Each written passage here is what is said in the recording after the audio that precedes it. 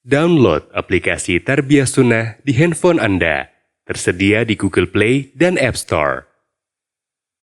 Alhamdulillah, kita kembali berjumpa melanjutkan kajian kitab Al-Qaulul Mubin fi Akhta'il Musallin.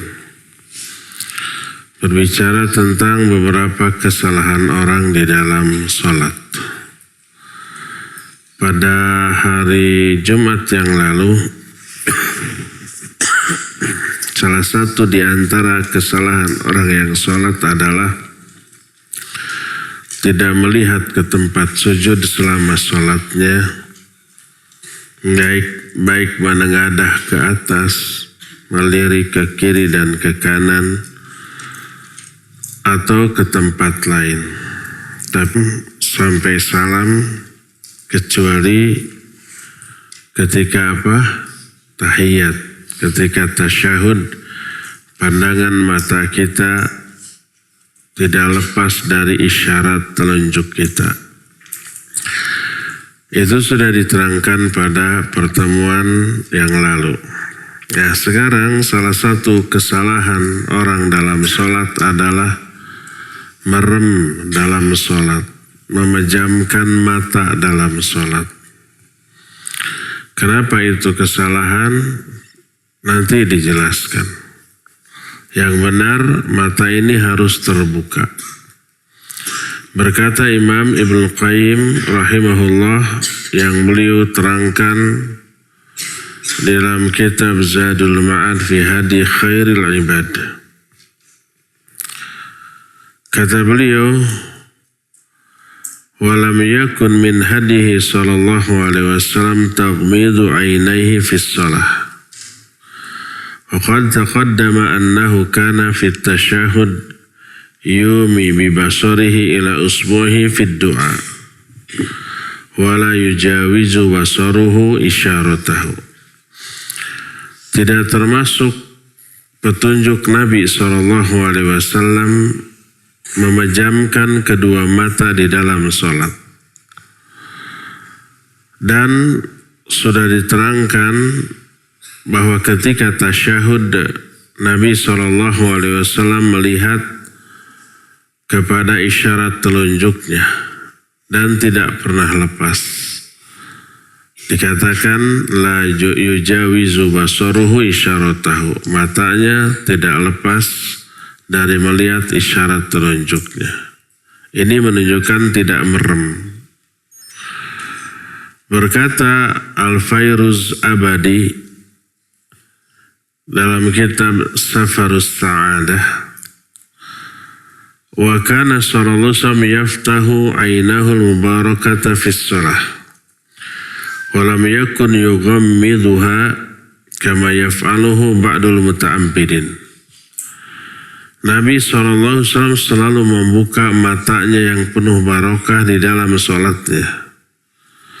Dan beliau tidak memeramkannya, tidak memejamkan kedua matanya di dalam sholat seperti kaum yang lain ketika ibadah. Salah satu di antara kesalahan orang dengan memejamkan mata dalam sholat adalah tasyabbuh dengan agama lain yang ketika beribadah dengan cara semedi, dengan cara tapak, mereka memejamkan matanya. Dan itu adalah cara beribadah agama lain, dan kita dilarang meniru-niru cara ibadah agama lain. Salah satunya dengan memejamkan mata. Man tashabbaha biqaumin fahuwa minhum. Siapa orang yang meniru-niru kebiasaan suatu kaum dalam ibadah, dia termasuk kaum itu. Bagaimanapun cara ibadah, ada yang begini kan, nggak boleh begini, ya. Karena begini adalah cara beribadahnya agama lain. Atau dengan cara memejamkan mata, mengosongkan pikiran, dan atau pikirannya fokus hanya kepada satu titik. Itu adalah ibadah agama lain. maka tidak boleh. Dan dikatakan oleh muallif wadallat katsiru minal ahdath minal ahadits ala annahu lam yakun yughammidu ainaihi fis shalah. Banyak dalil dari hadis-hadis yang menunjukkan bahwa Nabi SAW tidak memejamkan matanya ketika sholat. Seperti ketika sholat kusuf. Sholat kusuf adalah sholat gerhana matahari. Nabi SAW di dalam sholatnya melihat buah-buahan di surga. Kemudian beliau mengelurkan tangannya. Itu di dalam sholat, para sahabat melihat Nabi maju selangkah dua langkah sambil menjulurkan tangannya seperti ingin meraih sesuatu. Tiba-tiba beliau mundur lagi ke belakang di dalam sholatnya seperti takut terhadap sesuatu. Seusai sholat ditanyakan, kata beliau, aku melihat surga beserta buah-buahan di dalam sholatku. Aku ingin petik dan aku ingin berikan kepada kalian. Makanya aku julurkan tanganku. Tiba-tiba aku melihat neraka, lalu aku mundur ke belakang karena takut kahebos, takut terhebos oleh panasnya api neraka. Dan ini menunjukkan bahwa beliau tidak memejamkan mata. Demikian juga beliau melihat seorang wanita di dalam neraka karena kucingnya. Dakhalat imra'atun an-nara lihirratiha sajanatha lam tut'imha wala tusqiha hatta matat. Seorang wanita terlihat di dalam neraka karena seekor kucing. Kucing itu dia tahan, dia kurung, tidak dilepaskan untuk mencari makan sendiri dan tidak dikasih makan, tidak dikasih minum sampai mati. Dikungkung, diaur, dicangcang, paraban sampai mati. Maka wanita itu ke neraka walau kathurat sholatuha wa siyamuha, walaupun rajin sholatnya, rajin saumnya, rajin ibadahnya, tapi zalim terhadap binatang sampai mati. Pasti si wanita itu punya sebab. Kenapa kucing itu dikurung? Mungkin mencuri lauknya gitu. Kesel, ditangkap, dikurung sampai mati. Dia di dalam neraka. Oleh Nabi SAW terlihat. Juga ketika ada seekor anak kambing mau lewat di depan beliau ketika beliau sholat, ditahan. Tapi dasar kambing gak punya pikiran, ditahan, balik lagi, tahan, balik lagi. Sampai Nabi SAW maju, biarkan si kambing itu lewat di belakangnya. Setelah berlalu baru mundur lagi ke belakang. Dan termasuk ada anak kecil laki ataupun perempuan mau lewat ditahan. Dan ini menunjukkan apa? Beliau sholatnya melek, membuka matanya, tidak memejamkan matanya. Seandainya memejamkan matanya, niscaya baik kambing ataupun anak kecil yang mau lewat tidak akan terlihat dan akan dibiarkan. Ini mah terlihat dan dibiarkan, dan ditahan, menunjukkan bahwa beliau tidak merem ketika sholat. Demikian juga beliau menjawab salam ketika sholat dalam bentuk mengangkat tangan kanannya ke atas. Jadi ketika sholat ada yang salam, Assalamualaikum, masuk ke dalam masjid. Beliau menjawab dengan berisyarat dengan tangannya, menghadapkan punggung tangannya ke atas dan telapak tangannya ke bawah. Jadi ketika sholat begini, Assalamualaikum. begini. Baik sholat fardu ataupun sholat sunat tidak dijawab dengan waalaikumsalam. Nah, termasuk beliau suatu saat sholat datang setan dari kalangan bangsa jin menggoda sholatnya dalam sholat tahajud. Terlihat oleh Nabi SAW. Beliau kemudian mengatakan, A'udzubillahi mink. Aku berlindung kepada Allah dari engkau. Lalu setan itu pergi. Gak berapa lama datang lagi. A'udzubillahi minka. Pergi lagi. Kemudian sampai 3 kali oleh Nabi SAW ditangkap dan dicekik. Lalu beliau menyatakan besok harinya menceritakan hal ini. Seandainya aku tidak ingat kepada doa saudaraku yaitu Sulaiman, Rabbi habli mulkan la yambaghi li ahadin ba'di. Ya Allah, berikan kepadaku kekuasaan yang tidak pernah engkau berikan kepada seorang pun setelah aku. Itu doa Nabi Sulaiman. Karena itulah maka Nabi Sulaiman diberikan kekuasaan sampai menguasai bangsa jin. Jin sangat takut kepada Nabi Sulaiman. Karena siapa saja yang durhaka di kalangan para jin kepada Nabi Sulaiman tidak nurut dihukum. Luar biasa. Bisa dipenjara dan seterusnya. Bisa disiksa dan seterusnya. Makanya takut. Makanya tunduk dan patuh.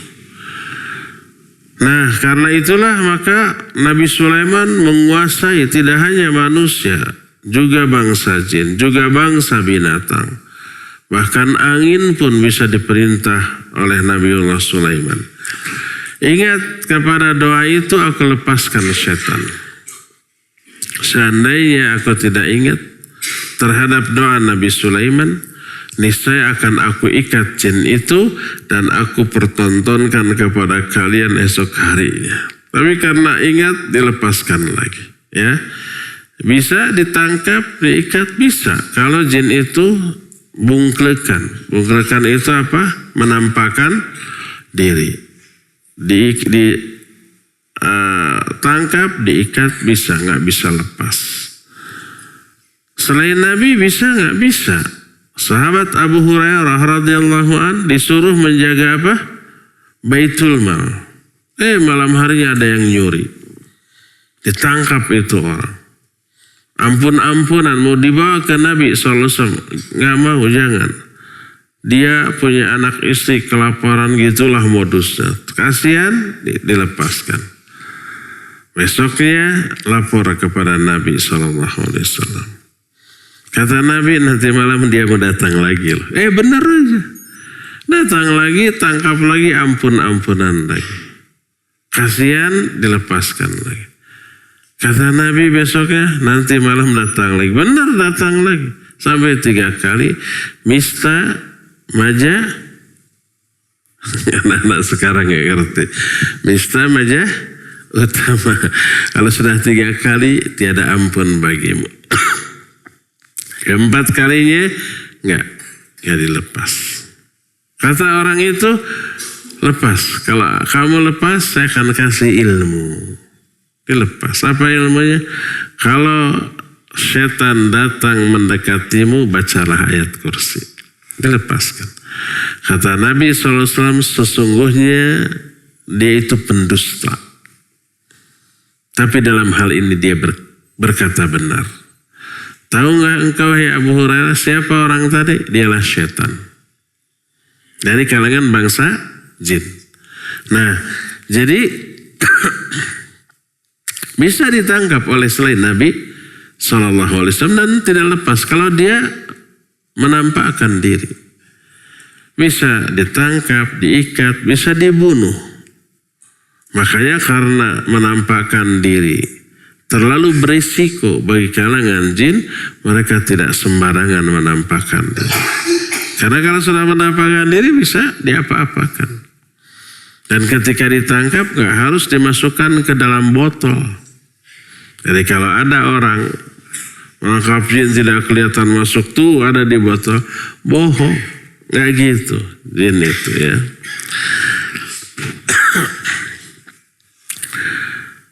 Jadi kasus tadi menunjukkan Nabi SAW tidak memejamkan mata ketika sholatnya, tapi melek. Dan banyak lagi hadis-hadis lain yang menunjukkan bahwa beliau membuka matanya selama sholatnya. Oleh karena itu kalau kita ketika sholat memejamkan mata, maka tidak mengikuti sunnah Nabi SAW.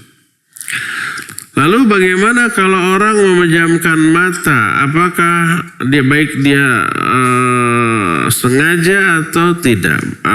Tahu ataukah tidak? Apakah sholatnya batal? Sholatnya tidak batal. Tapi ulama membicarakan atau ikhtilaf, ada yang berpendapat makruh. Makruh artinya tidak disukai, tapi tidak merusak sholatnya. Sholatnya tetap sah. Imam Ahmad dan yang lainnya memakruhkan hal itu. Salah satunya adalah mereka berkata huwa fi'lul yahud. Beribadah ketika memejamkan mata ketika ibadah adalah perbuatan orang-orang Yahudi. Orang Yahudi ibadah? Iya ibadah. Kepada siapa? Kepada Uzair yang diklaim sebagai anak Allah Azza wa Jalla. Kalau Nasrani menyembahnya siapa? Nabi Isa dan diaku sebagai anak Allah.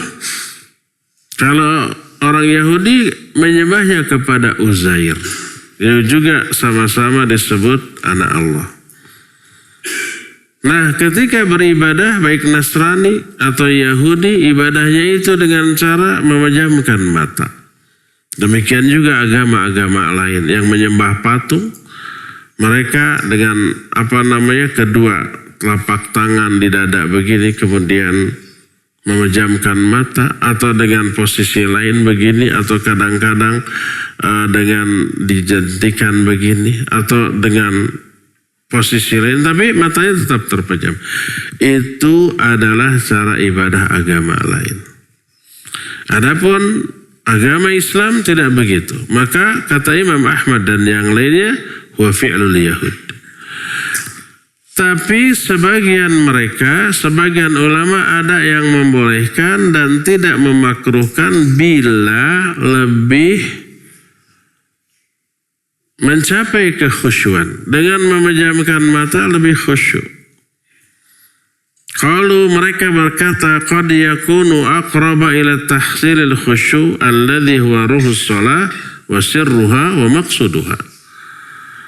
Kadang-kadang memejamkan mata itu lebih mudah untuk mencapai kekhusyuan, padahal kekhusyuan itu ruhnya sholat. Inti dari sholat itu adalah kekhusyuan. Dan seseorang hanya akan memperoleh pahala dari sholatnya berdasarkan kadar kekhusyuan. Kata Nabi SAW, salah seorang di antara kalian sholat, tidaklah dia memperoleh pahala kecuali 1/10. Ada yang 2/10, ada yang 3/10, ada yang 4/10, ada juga yang 5/10. Setengahnya berarti kan? Tergantung apa? Kekhusyuan. Berapa persen kekhusyuan kita di dalam sholat? Kalau seseorang dari awal sampai akhir khusyuk terus 100% tuh. Gak ingat kepada urusan lain kecuali menghayati isi bacaan. Ketika mulut mengucapkan Bismillahirrahmanirrahim, hati pikiran menghayati terjemahannya dengan menyebut nama Allah yang Maha Pengasih dan Penyayang. Kata mulut Alhamdulillahirabbil alamin. Hati pikiran langsung menghayati segala puji bagi Allah penguasa semesta alam. Terus begitu. Ketika ruku Subhana Rabbil Azim, kata mulut. Pikiran kita, hati kita menghayati Maha Suci Allah Rabbku yang Maha Agung. Terus begitu. Dari awal sampai akhir khusyuk 100% juga pahalanya. Tapi kebanyakan kita kan tidak ingat terhadap bacaan sholat dari awal sampai akhir, lebih banyak keingat urusan dunia, ya enggak?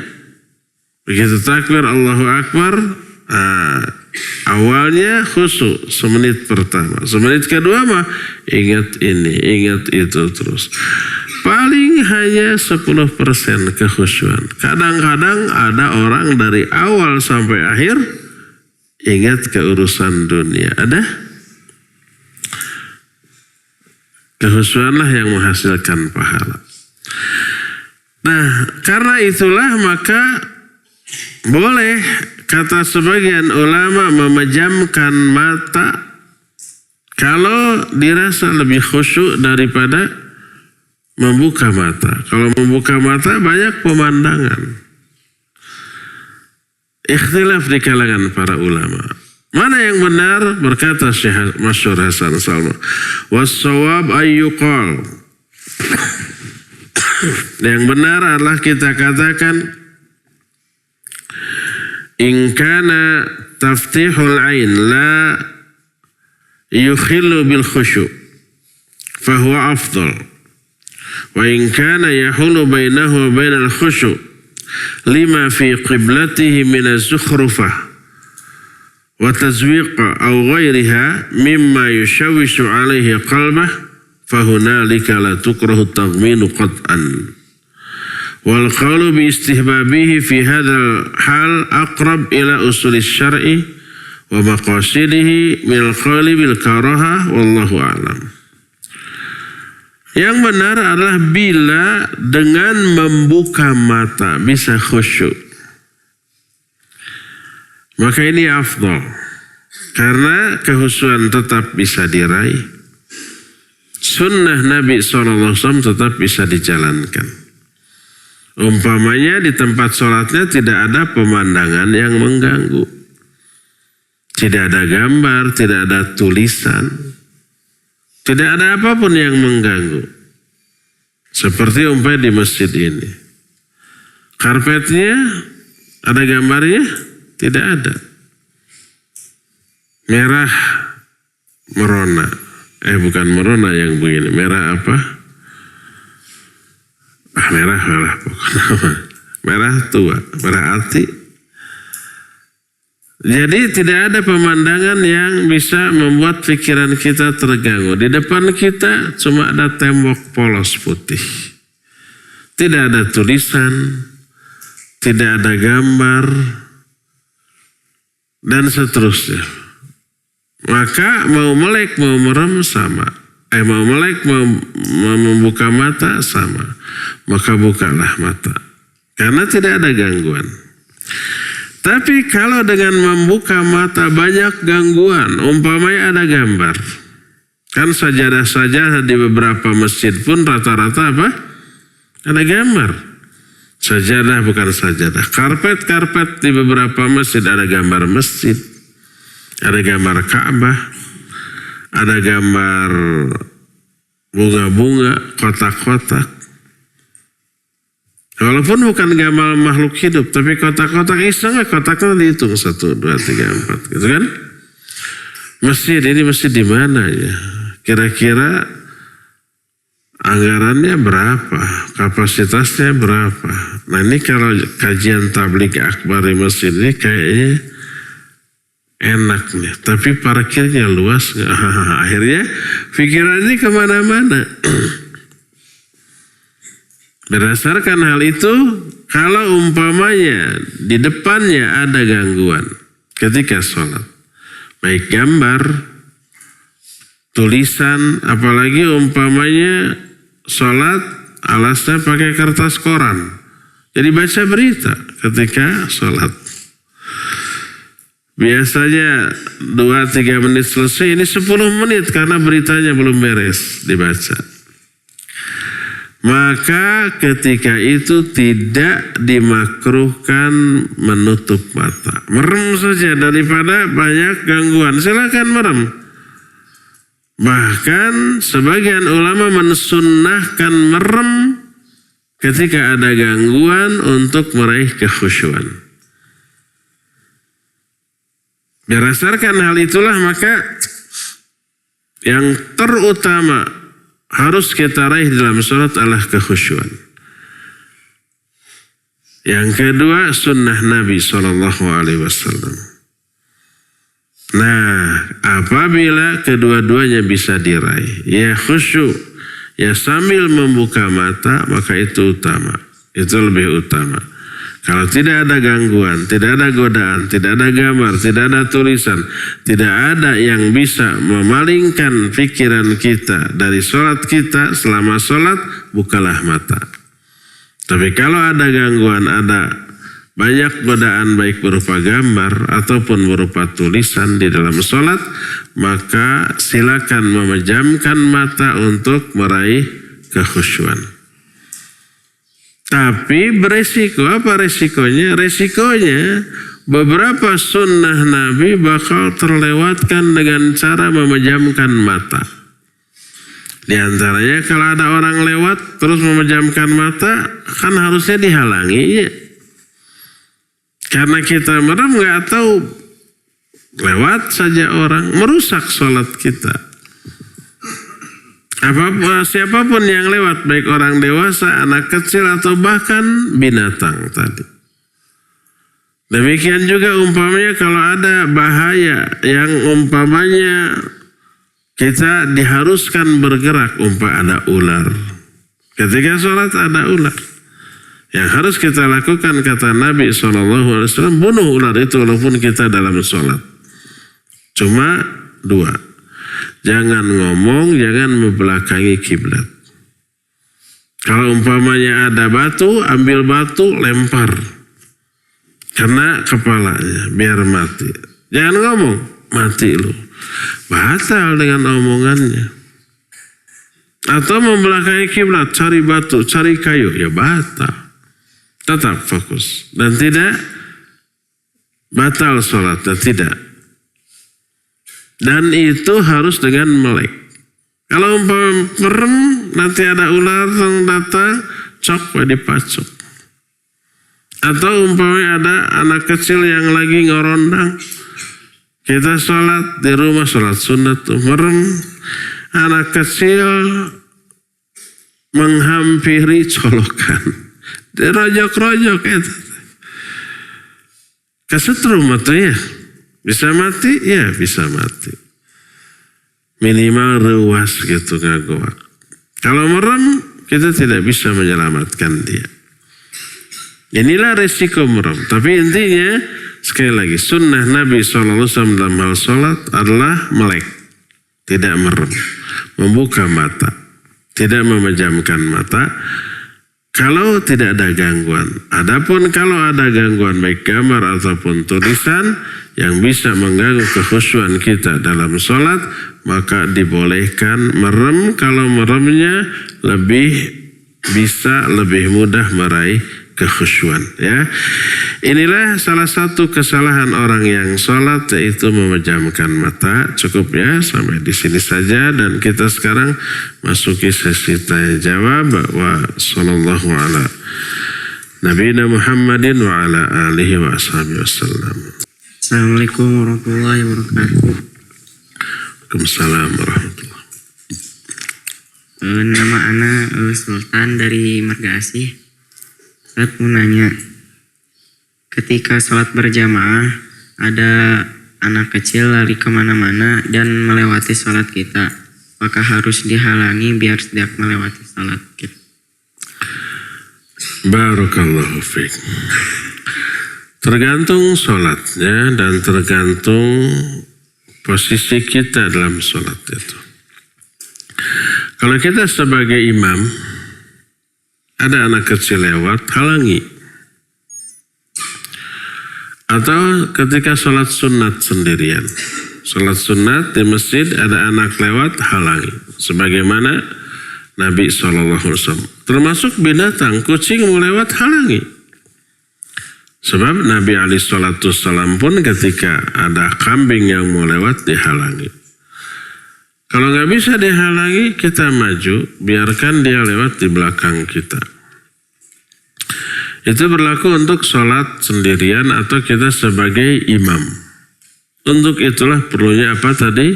Sutra, penghalang di hadapan kita. Kalau di hadapan kita sudah ada sutra, baik tiang, orang, dinding, atau apapun benda lain, nah, pas ada yang mau lewat di depan antara kita dengan sutra, halangi. Kalau di belakang sutra, biarkan. Adapun kalau kita sebagai makmum, sudah kita terangkan dalam bab sutra. Kalau sebagai makmum, biarkan kalau ada orang lewat. Orang, anak kecil, binatang, kucing, kambing, silakan. Dibiarkan lewat.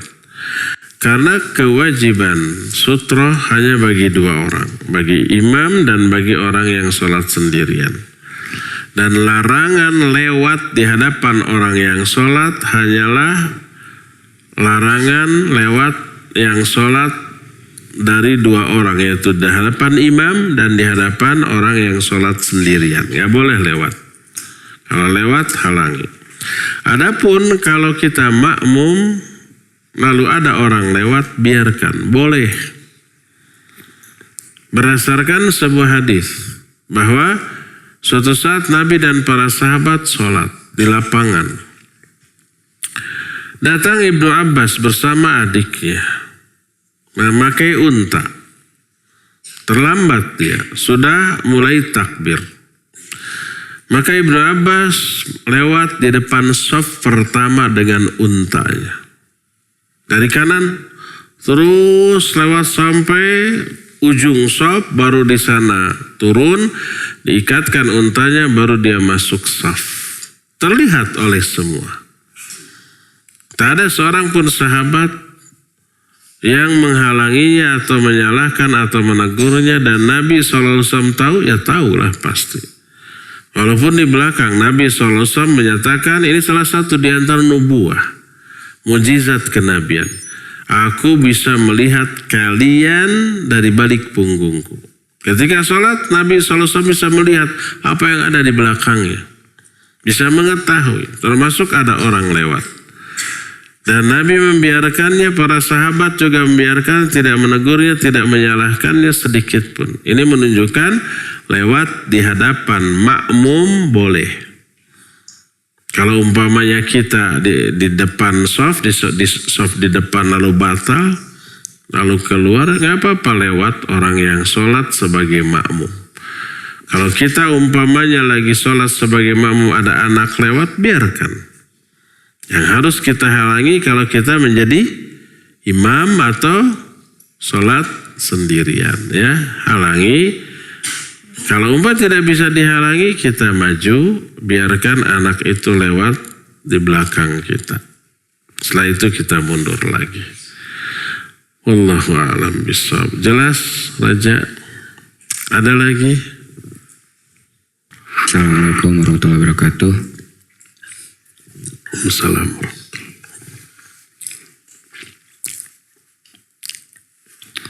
Nah, Agung dari Ujung Berung. Agung.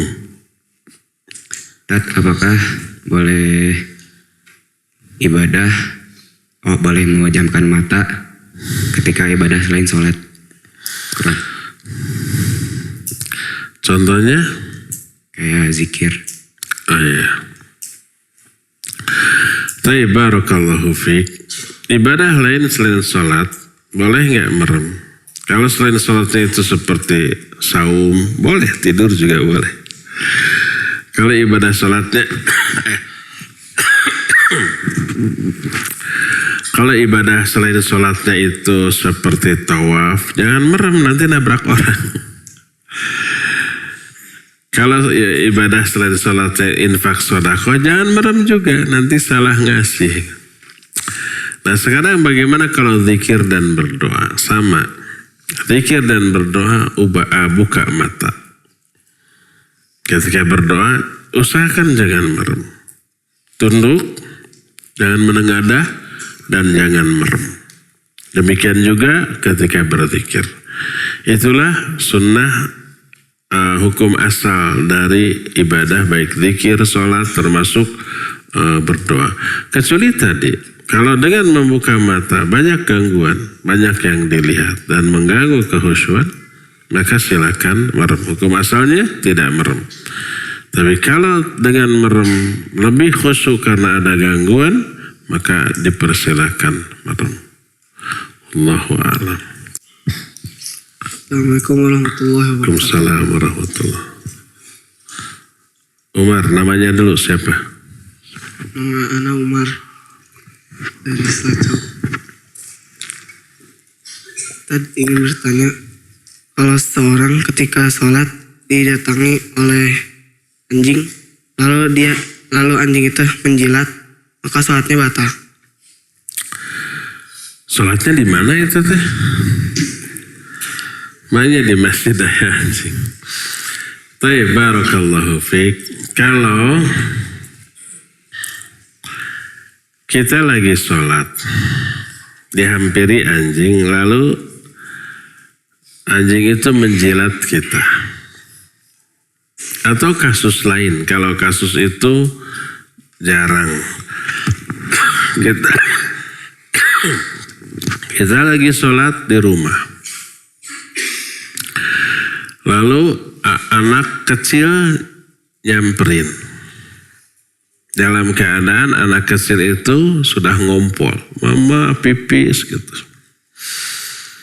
Terus datang, kemudian nangkep ke kita dan pipisnya kena ke badan kita atau pakaian kita. Ini lebih realistis ya. Batal nggak? Harus dibatalkan. Tidak batal tapi harus dibatalkan. Kenapa? Karena ada najis di dalam pakaian atau tubuh kita. Dan sholat dengan membawa najis tidak sah. Kalau kita bisa membuka pakaian yang kena najis tanpa membuka aurat, buka. Tanpa membatalkan sholatnya. Umpamanya kita pakai celana panjang, pakai sarung. Hanya sarungnya aja yang kena najis. Buka sarungnya, kemudian lempar ke pinggir dan lanjutkan sholatnya. Dengan catatan, membuka sarungnya itu tidak berbicara, tidak membelakangi kiblat. Maka tidak batal. Sebagaimana Nabi SAW pernah mengalaminya ketika beliau sholat pakai sendal. Datang malaikat Jibril, dibisiki bahwa di sendalnya ada najis. Nabi SAW tidak membatalkan sholatnya. Beliau hanya membuka sendalnya dan disimpan di sebelah kiri dan melanjutkan sholatnya. Tapi kalau pakaian yang dibuka itu menyebabkan aurat terbuka, ya batal. Maka batalkan sholatnya, hilangkan najisnya atau ganti pakaiannya dengan yang baru tanpa membatalkan wudhu kita. Kalau kita terkena najis, wudhu kita tidak batal. Cuma najis itu harus dicuci. Umpamanya kita sudah berwudhu nih, mau ke masjid, pak teh nginjak air kencing anak kecil ngompol di sana, keinjak sama kita, najis kita kakinya, batal wudhunya? Tidak batal. Cukup dicuci saja bagian tubuh atau kaki yang terkena najis itu cukup, tidak harus berwudhu lagi. Wudhunya tidak batal dengan terkena najis tersebut, ya. Nah sekarang kasusnya kalau lagi sholat dijilat anjing, batal karena ada najis. Najisnya najis yang paling paling gitu. Nah namanya mughaladhah. Mughaladhah paling keras. Kenapa paling keras? Sebab cara menghilangkan najis itu nggak bisa cukup dengan air saja sekali, enggak, atau dengan sabun saja, enggak. Tapi harus 7 kali, salah satunya dicampur dengan tanah. Umpamanya yang dijilat itu betisnya dan kita merasa bagian ini sudah, ya. Pertama campur air dengan tanah, gosokkan ke sana, lalu dicuci lagi 6 kali, maka baru hilang najisnya. Jadi batal karena ada najis. Ya, batalkan sholatnya. Wallahu a'lam. Assalamualaikum warahmatullahi wabarakatuh. Assalamualaikum warahmatullahi wabarakatuh. Nama-nama? Nama Gavin. Nama? Gavin. Gafir. Gafir. Gafir. Gavin. Gavin. Apa hukumnya tukar tempat saat mau sholat sunnah ba'da? Apa ulangi? Apa hukumnya tukar tempat saat mau sholat ba'da? Sholat sunnah ba'da. Apa untungnya tukar tempat? Pindah mungkin ya. Ya. Memang disunnahkan. Setelah beres sholat fardu, lalu kita zikir, lalu berdoa, lalu mau sholat sunnah ba'da. Disunahkan untuk bergeser pindah. Mau tukar sama kawan, karena nggak ada lagi tempat gitunya, penuh semua, tukar sama kawan di samping. Atau ada tempat kosong, nggak perlu tukar, ke sana aja ke tempat kosong. Itu disunnahkan. Begitulah yang dilakukan oleh Rasul SAW apabila beliau sudah selesai sholat fardu, lalu mau melakukan sholat sunnah beliau bergeser. Itu sunnah. Salah satu di antara hikmahnya adalah memperbanyak tempat yang kita pakai untuk sujud. Kelak tempat yang kita pakai untuk sujud itu akan menjadi saksi pada hari kiamat. Allah berfirman, "Yauma idzin tuhadditsu akhbaruha." Pada hari itu bumi yang kita pijak itu memberikan informasi kabar-kabarnya. Kata Nabi SAW, "Atadruna ma akhbaruha?" Tahu nggak kalian apa kabar informasi yang akan disampaikan oleh bumi dan kepada siapa? Beliau menjelaskan, maksudnya seluruh amal yang kalian lakukan di muka bumi itu dipersaksikan oleh bumi yang kita injak. Mereka menjadi saksi atas amalan kita. Makin banyak tanah yang kita pakai ibadah, pakai tempat sujud, makin banyak saksi yang akan menyelamatkan kita, menguntungkan kita pada hari kiamat nanti. Ya, berdasarkan hal itu disunnahkan bagi kita untuk bergeser dari sholat fardu ke sholat sunnat, ya. Allahu a'lam. Waalaikumsalam warahmatullahi wabarakatuh. Nama saya Amar dari Cihanjuang. Ahmad. Amar. Amal. Amar. Amar. Erna sing jentre. Amar. Ustaz, ingin bertanya, kalau menutup mata karena ngantuk saat sholat subuh batal gak sholatnya? Tidur atau kalau menutup mata karena ngantuk di dalam sholat. Gak boleh ngantuk di dalam sholat. Bisa apa? Bisa salah baca nanti. Bisa nelonjong nanti. Jadi kalau umpamanya mau sholat ngantuk, usahakan untuk menghilangkan dulu rasa kantuk itu. Dengan cara, kalau sudah berwudu, kalau boleh berwudu lagi mengulang. Boleh cuci muka. Boleh umpamanya stretching dulu. Peregangan agar tidak ngantuk. Jadi pas masuk sholat sudah fresh lagi. Jadi kalau umpamanya ngantuk jangan sholat. Kalau sholat jangan ngantuk. Berakibat nanti bacaannya salah. Berakibat nanti dalam sholatnya mimpi gitu ya. Terus melihat teman dicalukan. Hei, lagi sholat berteriak.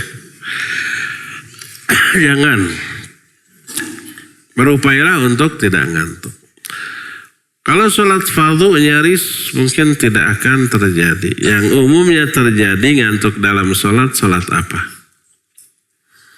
tarawehnya. Pernah taraweh ngantuk? Saya pernah. Pernah tuh di Masjidil Haram. Ketika Ramadan bukanya saum itu biasa saya tidak makan. Ya kurma, yohat sama ya sedikit roti, air zam-zam sudah. Suatu saat makan besar. Jadi pas sholat taraweh gantuk luar biasa. Sampai nelonjong iya. Nah gimana kalau kita bisa mengusahakan menghilangkan rasa kantuk, hilangkan rasa kantuk. Dengan cara umpamanya mengatur nafas ya. Kalau umpamanya tidak tertahan, batalkan, sudah keluar, wudhu lagi. Lalu nanti datang lagi walaupun dengan resiko terlambat rakaat tersebut. Kalau memungkinkan, kalau di masjid ini gampang keluar, gak sampai semenit kembali lagi. Kalau Masjidil Haram keluarnya jauh dan setelah keluar ke WC gak bisa masuk lagi. Karena dijaga, kalau keluar boleh, kalau masuk lagi, kalau sudah mulai sholat gak bisa. Ya, beresiko. Jadi cari aja cara untuk menghilangkan rasa kantuk dan mungkin masing-masing orang berbeda caranya. Wallahu a'lam. Assalamualaikum warahmatullahi wabarakatuh. Waalaikumsalam warahmatullahi. Nama anak Ashraf. Ashraf. Dari Batu Jajar. Afwan ingin bertanya, apa hukumnya menggerakkan jari telunjuk ketika bertasyahud dalam sholat? Apa menggerakkan jari telunjuk? Dalam tasyahud menggerakkan jari telunjuk hukumnya sunnah, tidak wajib. Kalau menggerakkannya afdol, dapat pahala. Kalau tidak menggerakkannya tidak apa-apa. Berdasarkan beberapa hadis. Di antaranya Wa'il bin Hujr menyatakan ketika Nabi SAW tahiyat, thumma asyara bi usbuhi sababah fara'aituhu yuharrikuha wa yad'u biha. Aku melihat Nabi SAW berisyarat dengan telunjuknya dalam tahiyat. Dan aku melihat beliau menggerak-gerakannya dan berdoa dengannya sampai salam. Dan dalam hadis sahih riwayat Imam Muslim menggerakkan jari telunjuk ketika sholat asyaddu ala syaitan min alfi dharbah. Itu lebih dahsyat pengaruhnya ke setan daripada 1000 sabetan pedang. Kita nggak tahu bagaimana efek isyarat telunjuk dalam tahiyat terhadap setan. Tapi Nabi SAW mengabarkan itu kepada kita. Itu lebih berat terasa oleh setan dibanding 1000 sabetan pedang. Dari sinilah para ulama menyatakan sunnah. Adapun yang tidak nggak masalah, dipersilakan saja ya. Wallahu a'lam bishawab. Assalamualaikum warahmatullahi wabarakatuh. Waalaikumsalam. Nama anak Atar dari Cimahi. Atar. Apabila kita lagi sholat sunnah sendiri di masjid, lalu ada orang menepuk pundak kita untuk menjadi imam sholat wajib, bagaimana?